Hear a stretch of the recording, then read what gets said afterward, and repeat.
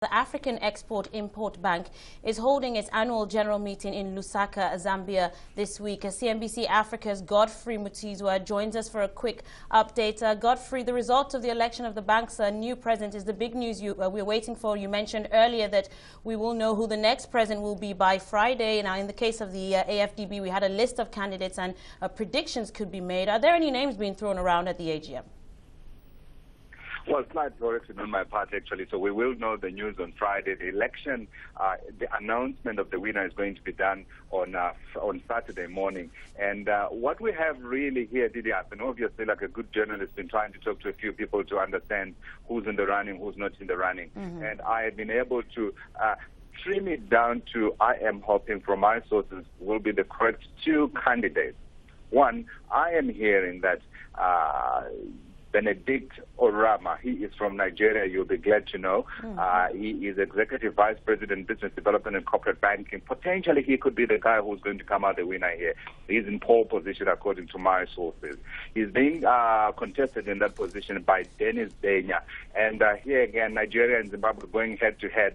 And it does appear again like Zimbabwe will lose like it lost at the African Development Bank. But we'll see here the news on Friday. So Dennis Denya is the Executive Vice President, Finance Administration and Banking Services. As explained earlier, what happens is the Board of Directors is presented with a list of potential candidates. They whittle it down and then they recommend a name forward to the shareholders, and then the shareholders will decide on Saturday who is going to be. But our sources are saying Benedict Orama is in pole position. Interesting. Now, you also listened to a discussion of what Africa needs to do to take advantage of current favorable conditions. Can you tell us a little bit about that?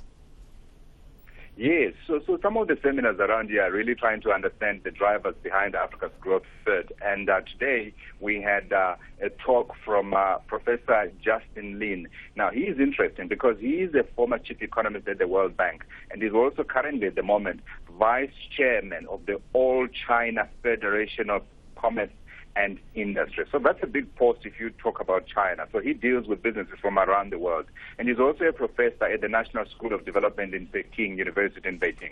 And so what he talked about today was the ingredients for successful economy. So he went over backwards in time and history to some of the most successful economies and the things that they did to be able to succeed. And he identified key ingredients. One was that a country had to make a leap from obviously being based on an agriculture and on bad imports to a country that industrializes. But to be able to industrialize, it needs government leadership. And he says government leadership should focus on two things.